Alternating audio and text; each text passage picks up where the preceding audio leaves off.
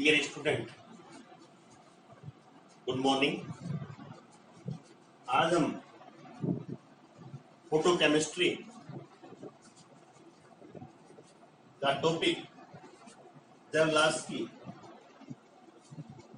Diagram पढ़ाएंगे, जेवलास्की आरेख पढ़ाएंगे। ये सबसे पहले हम ये बताना चाहेंगे आपको, जेवलास्की आरेख होता क्या है। आपने पिछले वीडियो में फोटोकेमिकल रिएक्शन के बारे में पढ़ा। फोटोकेमिकल रिएक्शन कब होती है? जब अणु फोटॉन का अवशोषण करके उत्तेजित हो जाता है। तो यही बातें हम यहां समझाएंगे। अब जब अणु फोटॉन का अवशोषण करके उत्तेजित हो जाता है, तब अणु उत्तेजन के बाद उसमें कौन कौन से भौतिक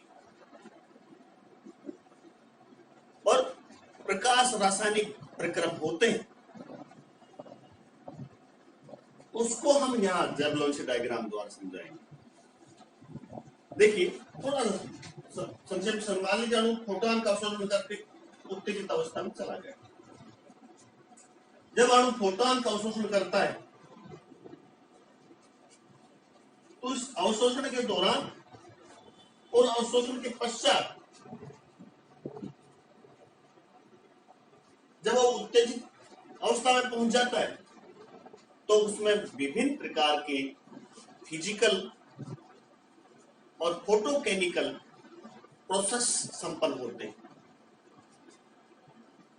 इन सभी प्रोसेसों को हम जेवलास्की डायग्राम द्वारा प्रदर्शित करते हैं, दर्शाते हैं। जैसा कि आपको चित्र में दर्शाया गया, यही जेवलास्की आरेख है। अब सोचिए, जब अणु फोटॉन का अवशोषण कर ले, उत्तेजित हो गए, अब क्या हो? आगे क्या? आगे क्या होगा? कौन कौन से प्रोसेस जारी रहेंगे, प्रक्रम जारी रहेंगे, उसको जेवलास्की डायग्राम द्वारा समझाया। ध्यान दीजिए, इस डायग्राम को पहले हम इसकी आउटलाइन बता देते हैं।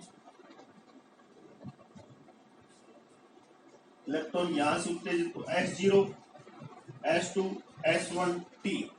यहां हमने लिख रखा है BC, वाइब्रेशन कैस्केड। हम डिटेल में बाद में समझाएंगे। जो ये अणु ऊपर से नीचे आ रहा है, BC कहलाता है। IC, इंटरनल कन्वर्जन, ये S2 अवस्था से S1 अवस्था में जाता है, IC कहलाता है। ISC, इंटर सिस्टम क्रॉसिंग, ये एक सिंगलेट अवस्था से ट्रिपलेट अवस्था में जाता है, तो ये कहलाता है इंटर सिस्टम क्रॉसिंग। FL, ये फ्लोरोसेंस है। PH, ये फास्फोरोसेंस है। S0, ये सिंगलेट ग्राउंड स्टेट है, 0 लेकर रखा है। S1, singlet first excited state है, प्रथम उत्तेजित अवस्था है। और S2, सिंगलेट सेकंड उत्तेजित अवस्था है। और T, ट्रिपलेट अवस्था है। इसको हम सबको समझाएंगे, सिंगलेट क्या है, ट्रिपलेट क्या है। इससे पहले मैं एक किसी वीडियो में सिंगलेट ट्रिपलेट बता चुका, लेकिन फिर भी यहाँ समझाना जरूरी है। तो ये जेवलास्की डायग्राम है, आप इसको इस तरह से देख लीजिए। हमने एक ही बातों को बता दिया, कौन सा क्या है। BC, vibration cascade, internal conversion, inter system crossing, fluorescence, phosphorescence, singlet ground state, singlet first excited state, singlet second excited state, triplet. Clear? आप उतार लीजिए। अब हम आपको एक ही बातें समझाते जाएंगे, कौन सी क्या है।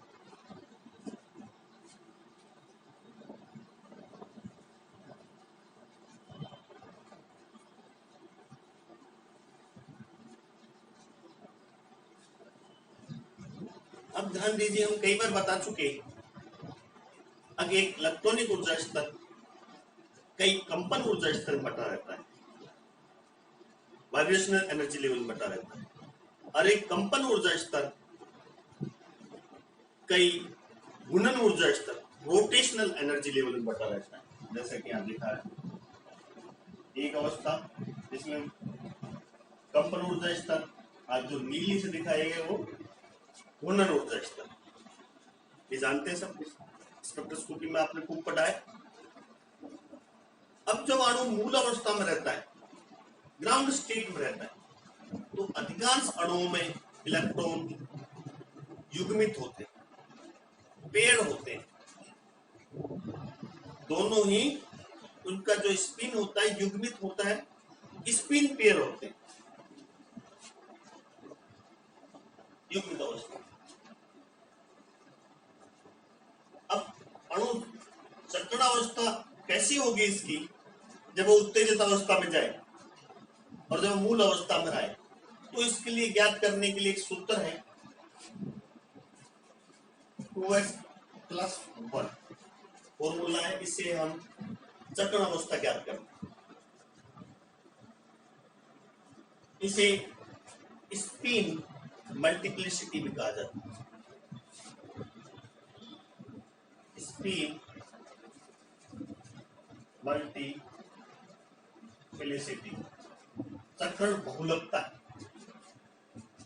इस सूत्र से चक्रण अवस्था ज्ञात करते हैं। एस जो है कुल चक्रण, इलेक्ट्रॉनों का कुल चक्रण है, और जो है एस बराबर होता है एक इलेक्ट्रॉन का चक्रण और दूसरे इलेक्ट्रॉन का। क्लियर? आज हम स्पिन मल्टीप्लिसिटी, चक्रण अवस्था, बहुलकता ज्ञात करें तो इस सूत्र का उपयोग करेंगे। माना अणु ग्राउंड अवस्था में, मूल अवस्था में, और मूल अवस्था में इलेक्ट्रॉन पेयर रहते हैं, चक्रण युग्मित रहता है।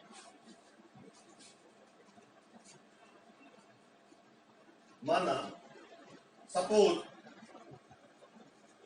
इलेक्ट्रॉन पेयर युग्मित अवस्था, तब चक्रण बहुलकता स्पिन मल्टीप्लिसिटी ज्ञात करेंगे तो बच्चों क्या आएगा, एस, दो इलेक्ट्रॉन है, एक का चक्रण प्लस 1/2, दूसरे का बच्चों -1/2, तो इस कुल चक्रण है इसका 0। अब इस 0 का मान यहां रखेंगे, इसलिए चक्रण बहुलकता क्या होगी, बराबर 2s मतलब 0+1 बराबर क्या होगा, 0।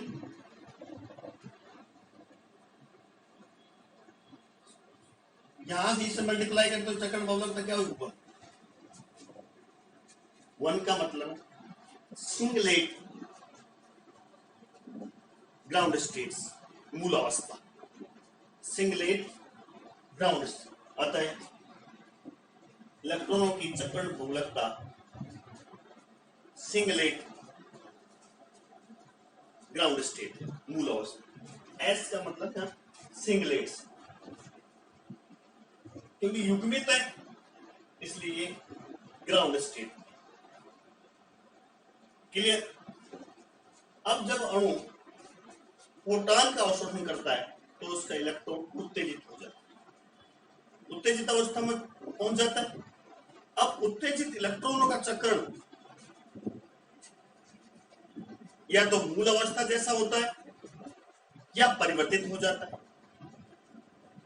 उत्तेजित इलेक्ट्रॉन का चक्रण या तो सिंगलेट होगा या ट्रिपलेट होगा, अर्थात या तो मूल अवस्था जैसा होगा या परिवर्तित हो जाएगा।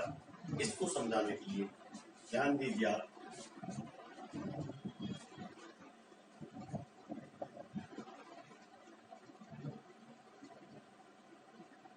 ये मूल अवस्था,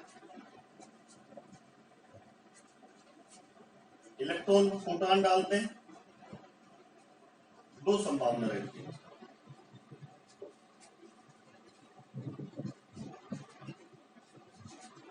ध्यान दीजिए, इसमें फोटोन गिरा, ये उत्तेजित अवस्था है।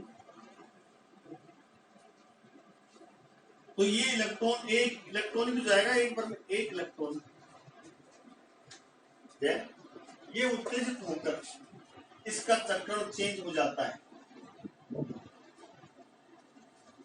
इस साइड में था इसका एरो हेड, अब इसका, तो ये कहलाती है ट्रिपलेट।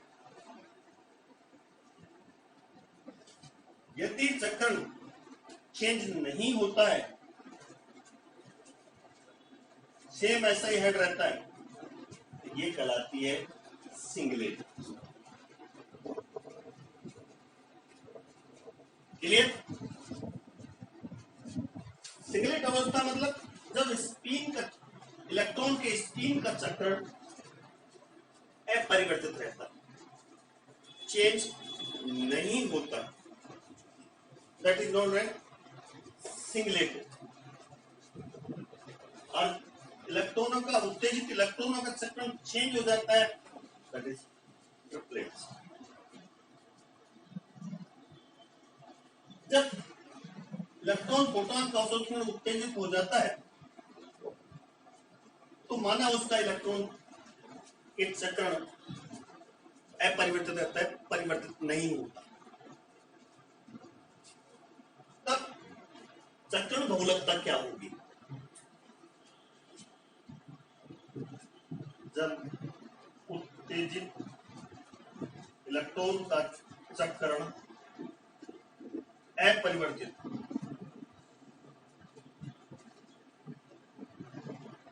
हो, तब चक्रण बहुलकता, वही फॉर्मूला,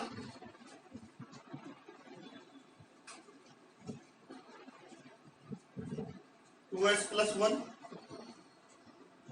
एस बराबर एक इलेक्ट्रॉन,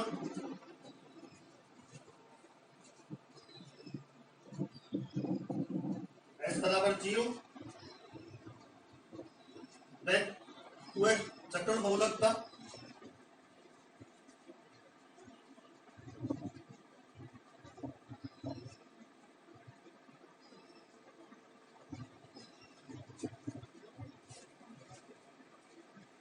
सिंगलेट उत्तेजित अवस्था। तो ये इलेक्ट्रॉन इस समय उत्तेजित अवस्था में, तो उसको कहेंगे सिंगलेट एक्साइटेड स्टेट। चक्रण बहुलकता क्या होगी? सिंगलेट एक्साइटेड स्टेट, चक्रण बहुलकता।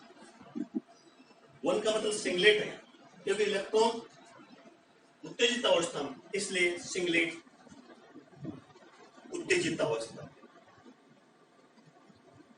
हम यहां और स्पष्ट कर दें, जो सिंगलेट या ट्रिपलेट अवस्था हम आपको समझाने जा रहे हैं, तो सिंगलेट अवस्था की श्रेणी होती है। श्रेणी का मतलब यहां ये है, एस एन का मतलब सिंगलेट, वन, एन का मतलब है यहां 1 2 3, मतलब सिंगलेट फर्स्ट उत्तेजित अवस्था, सिंगलेट सेकंड उत्तेजित अवस्था, सिंगलेट तृतीय उत्तेजित अवस्था। इसी प्रकार से ट्रिपलेट रहेगा। अब आपको जो आपके ट्रिपलेट पढ़ाएंगे, ट्रिपलेट में भी टी एन बराबर वो 1 2 3, singlet sorry triplet first excited state, triplet second excited state और ट्रिपलेट थर्ड एक्साइटेड स्टेट उत्तेजित अवस्था। इस प्रकार से श्रेणियां होती हैं।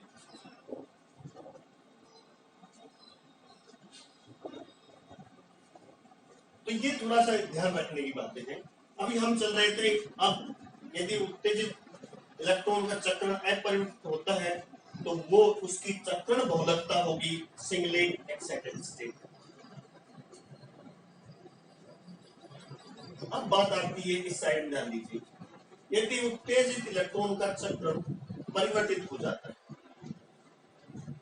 उत्तेजित इलेक्ट्रॉन का चक्र परिवर्तित हो जाता है, तब चक्रण बहुलकता क्या होगी? जब एक्साइटेड इलेक्ट्रॉन का चक्र परिवर्तित हो,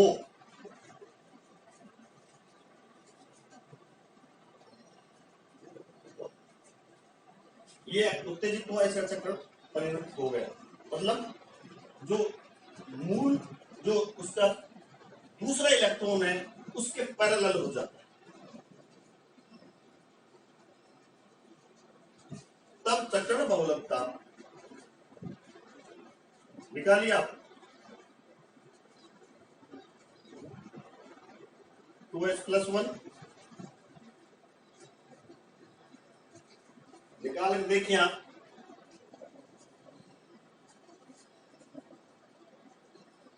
S + 1/2,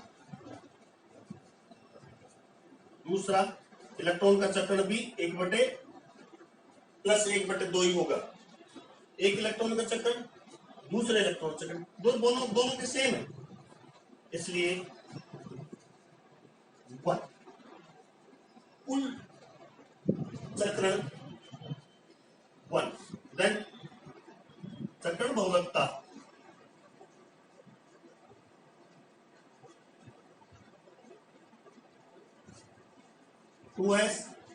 S कितना है? 1+1 बराबर 3 ट्रिपलेट स्टेट। 3 का मतलब यहां है इलेक्ट्रॉन की चक्रण मल्टीप्लिसिटी यहां ट्रिपलेट, अर्थात अणु ट्रिपलेट अवस्था में होगा। 1 था तो सिंगलेट, यहां 3 है तो ट्रिपलेट अवस्था में। इस प्रकार से हम जो S0, S1, S2, T ये हमने आपको यहां समझाया। सिंगलेट क्या होती है, ट्रिपलेट क्या होती है और चक्रण बहुलकता क्या होती है, किस प्रकार से उत्तेजित इलेक्ट्रॉन की spin multiplicity we can calculated by this formula 2s+1। Dear student, ज़ेप्लांस की डायग्राम में 2 प्रकार के प्रक्रम होते हैं। कौन कौन से? एक रेडिएटिव और दूसरा नॉन रेडिएटिव।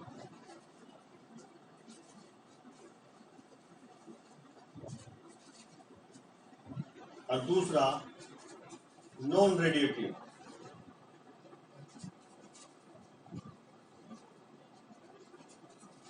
अब हम समझाएंगे कौन कौन से प्रक्रम रेडिएटिव है, विकिरणीय है, और कौन कौन से प्रक्रम अविकिरणीय है।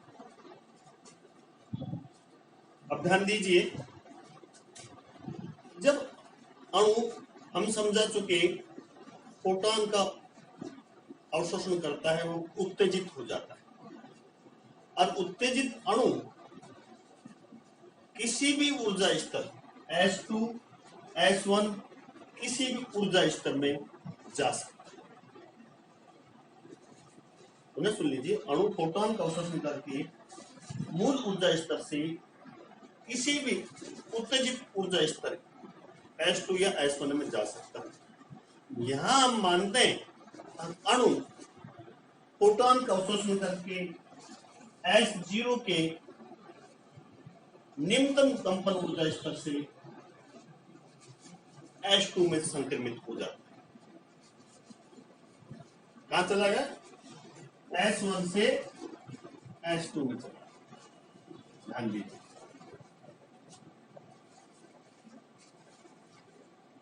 अब S2 में चला गया। S2 क्या है बच्चों? S2 है द्वितीय सिंगलेट एक्साइटेड स्टेट। सिंगलेट द्वितीय उत्तेजित अवस्था। अब अणु कहां पहुंच गए? उत्तेजित S2 में पहुंच गए। अब यहां से क्या क्या प्रक्रम होंगे? फ्रॉम S2 अणु यहां पहुंच गए। S2 का जीवन काल, इस अवस्था का जीवन काल बहुत कम होता है और होता है 10 की पावर -15 से 10 की पावर -11 सेकंड। इसलिए ज्यादा देर यहां इलेक्ट्रॉन रह नहीं पाता। अब इस S2 में विभिन्न प्रक्रम संपन्न होते हैं। कौन कौन से होते हैं S2 में?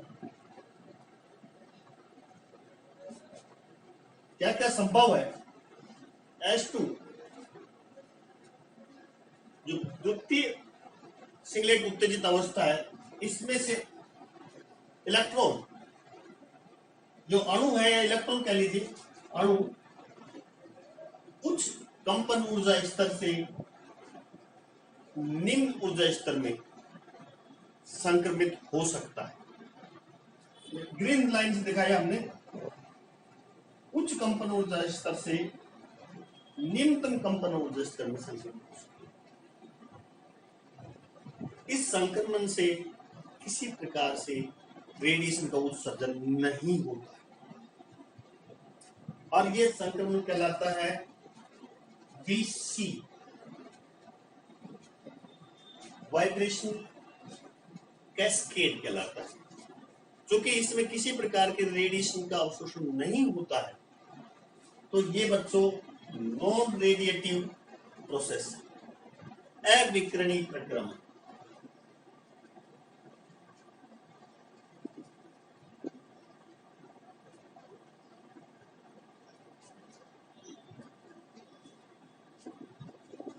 ये वाइब्रेशन क्या है?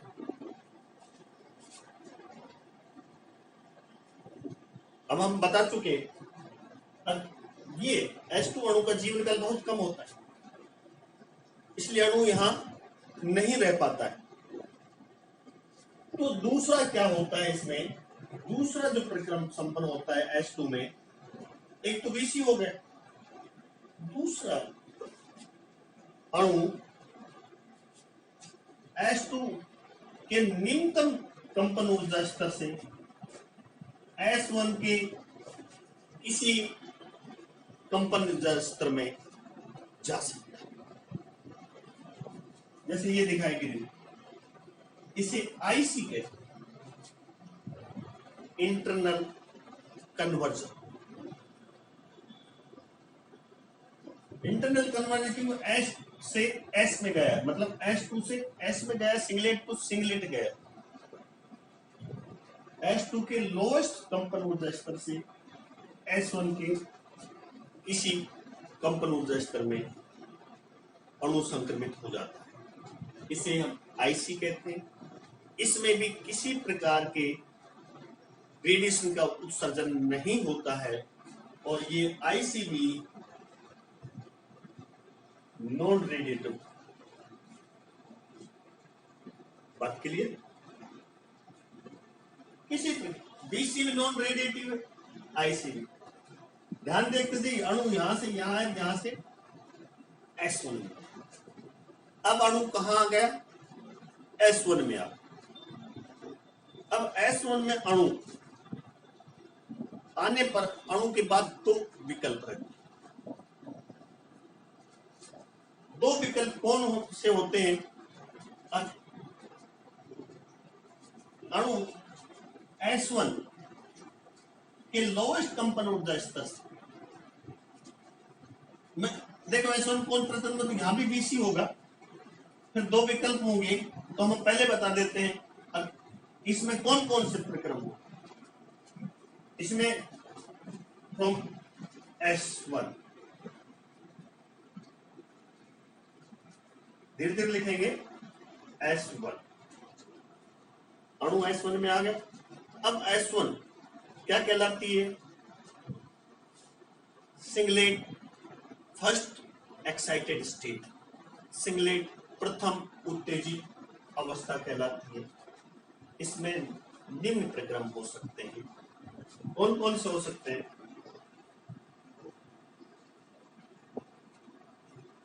BC अणु S1 के उच्च कंपन ऊर्जा स्तर से निम्नतम कंपन ऊर्जा स्तर में संक्रमित हो सकता है। इसमें किसी प्रकार की रेडिएशन का उत्सर्जन नहीं होता है। यह प्रक्रम भी नॉन रेडिएटिव प्रक्रम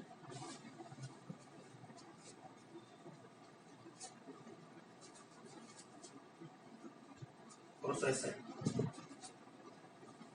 क्योंकि यहां से यहां आता है तो अणु क्या है? जो सक्रिय अणु होते हैं, सक्रिय अणु आपस में टकरा कर अपनी ऊर्जा को उष्मा के रूप में निकाल देते हैं, रेडिएशन के रूप में नहीं निकलती हैं। भाई ऊपर से नीचे आता है तो उष्मा जो जो रेडिएशन निकलेंगे वो जो ऊर्जा एक्साइटेड होगी, जो इमिटेड होगी, वो रेडिएशन के रूप में न होकर उष्मा के रूप में निकल जाती। अब अणु कहां पहुंच गया? ये नॉन रेडिएटिव प्रक्रम है और ये वाइब्रेशन कैसे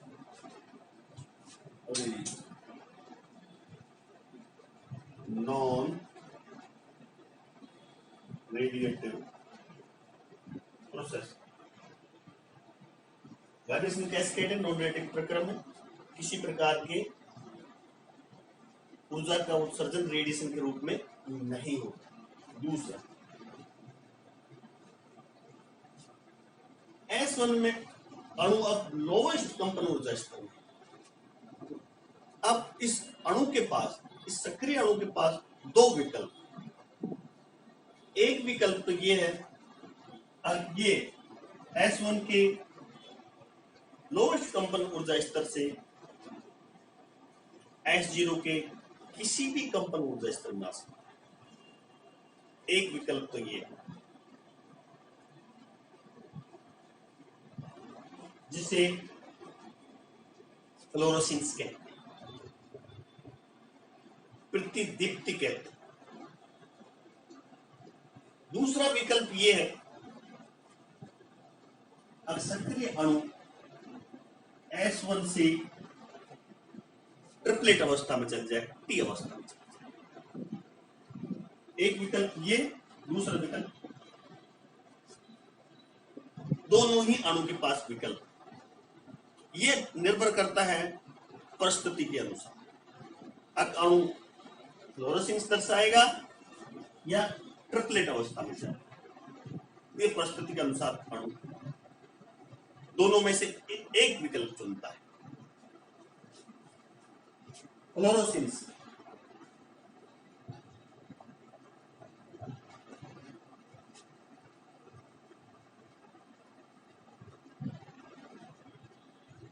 प्रतिदीप्ति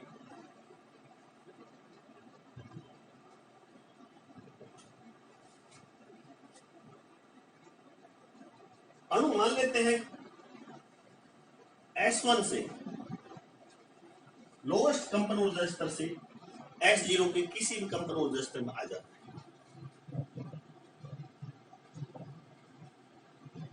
तो अणु ऊर्जा को जो फोटॉन है उसके रूप में उत्सर्जित करता है।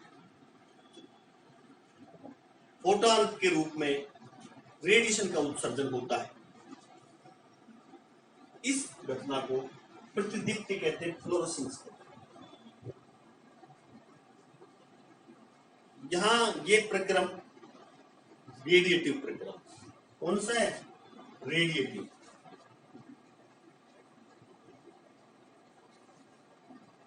क्योंकि यहां जो फोटॉन का उत्सर्जन होता है वो रेडिएशन के रूप में होता है। यह दिखा रहा है क्या? -h0। जो फोटॉन का उत्सर्जन हुआ वो रेडिएशन के रूप में होता है, इसलिए ये रेडिएटिव प्रक्रम है। फोटॉन ऊर्जा का उत्सर्जन रेडिएशन के रूप में होता है। इस प्रक्रम को प्रतिदीप्ति कहते हैं। इस प्रतिदीप्ति का जीवन काल लगभग 10⁻⁹ से 10⁻⁶ सेकंड। क्योंकि S1 में ज्यादा देर तक इलेक्ट्रॉन रह नहीं सकता, S1 का जीवन काल क्या है? लाइफ टाइम और बता देते हैं 10⁸ तो ये S1 में उपस्थित सक्रिय अणु या तो फ्लोरेसेंस दर्शाएगा या ट्रिपलेट अवस्था में जाएगा। तो हमने ये मान लिया कि ये फ्लोरेसेंस दर्शा रहा है, प्रतिदीप्ति दर्शा रहा है। तो प्रतिदीप्ति दर्शाता है तो वो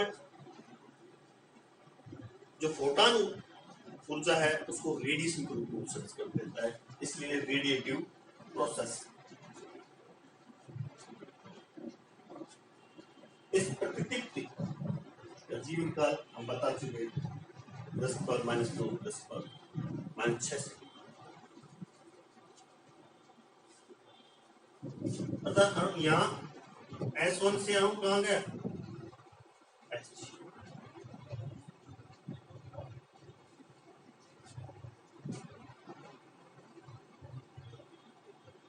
दूसरा जो विकल्प है अणु के पास IS, इंटरसिस्टम क्रॉसिंग।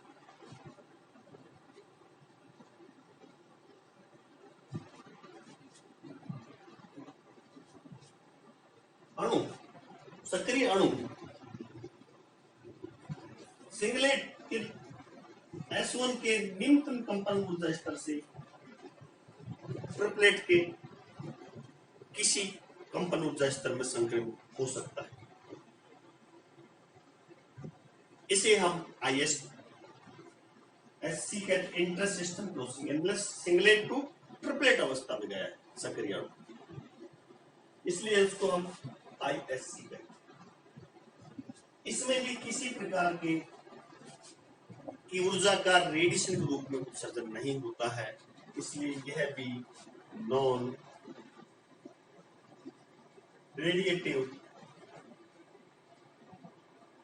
प्रोसेस है।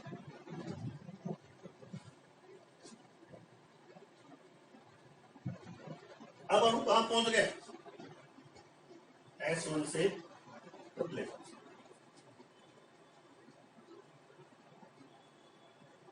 अब क्या होगा? अणु ट्रिपलेट अवस्था में पहुंच गया तो अब बताएंगे फ्रॉम T, फ्रॉम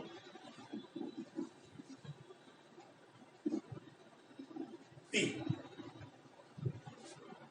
ट्रिपलेट अवस्था का जीवन काल कुछ अधिक होता है। लाइफ पीरियड कितना होता है इसका? लाइफ टाइम 10⁻³ सेकंड, कुछ थोड़ा सा जीवन काल रहता है इनसे बेटर।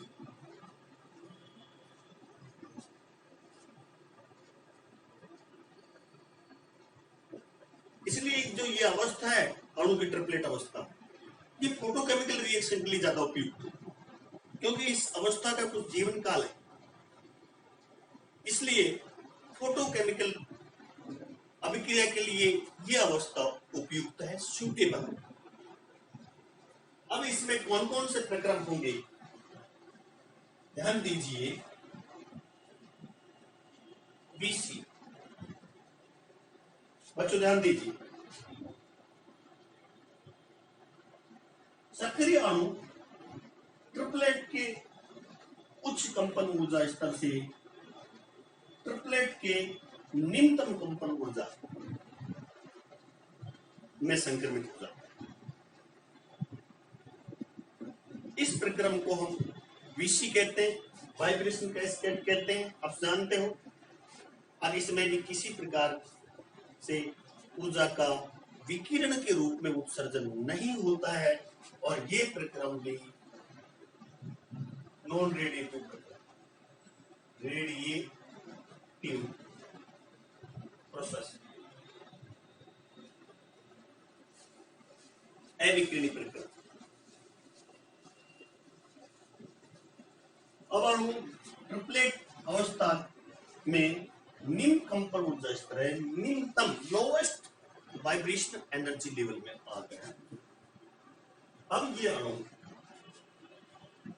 अगला जो प्रक्रम दर्शाएगा, जो अगला प्रक्रम दर्शाएगा वो ये होगा कि अणु ट्रिपलेट अवस्था से मूल अवस्था H0 के किसी भी कंपन ऊर्जा स्तर में आ सकता है। ट्रिपलेट से H0, इस प्रक्रम में फोटॉन का उत्सर्जन रेडिएशन के रूप में उत्सर्जित होते हैं फोटॉन, इसलिए ये प्रक्रम रेडिएटिव प्रक्रम कहलाता है और इसे फास्फोरेसेंस कहते हैं।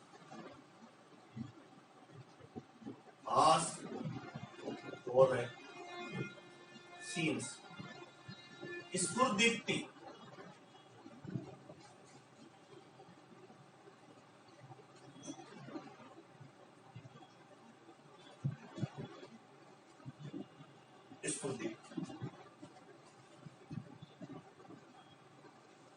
क्योंकि यहां हम बता चुके फोटॉन ऊर्जा का उत्सर्जन रेडिएशन के रूप में रहता है, तो ये रेडिएटिव प्रक्रम।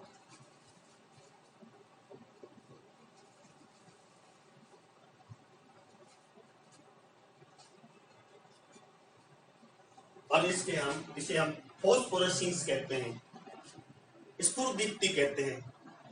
इसका कुछ जीवन काल ठीक रहता है 10 की पावर 3 सेकंड और उससे अधिक। इसलिए ये प्रक्रम यदि हम लाइट को बंद भी करते हैं, लाइट स्रोत को बंद भी कर देते हैं, तब भी ये प्रक्रम थोड़ी देर के लिए जारी रहता है, क्योंकि इसका कुछ जीवन काल है 10 की पावर -3 सेकंड या उससे थोड़ा अधिक।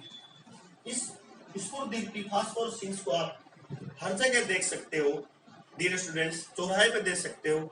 जो चौराहे पे जो कलर्स लगे रहते हैं, गाड़ी का जब उस पर फोकस पड़ता है, जो पेंट किए होते हैं भिन्न भिन्न कलर के, तो जब गाड़ी का फोकस उस पर पड़ता है तो गाड़ी निकलने के पश्चात भी कुछ देर के लिए वो चमकते रहते हैं। चौराहे पे लगा लीजिए, कई जगह सड़कों पे भी है, तो आप यहाँ भी फ्लोरोसेंस का उदाहरण देख सकते हो। आपके चौराहे पे देखिए, रात को जब आप गाड़ी का फोकस पड़ता है, लाइट पड़ती गाड़ी की, तो वो चमकते वो कलर, लेकिन जैसी गाड़ी निकल जाती थोड़ी देर के लिए वो चमकते रहते। तो ये प्रक्रम फास्फोरेसेंस कहलाता है और रेडिएटिव प्रक्रम। इसमें जो सक्रिय अणु है ट्रिपलेट की न्यूनतम कंपन ऊर्जा स्तर से H0 के किसी भी कंपन ऊर्जा स्तर में आ सकता है। तो इस पूरे के पूरे जर्लांसी डायग्राम में हमने देखा दो प्रकार के प्रक्रम हैं, रेडिएटिव और नॉन रेडिएटिव। रेडिएटिव प्रक्रम में फ्लोरोसेंस और फास्फोरेसेंस सिलेबस में है।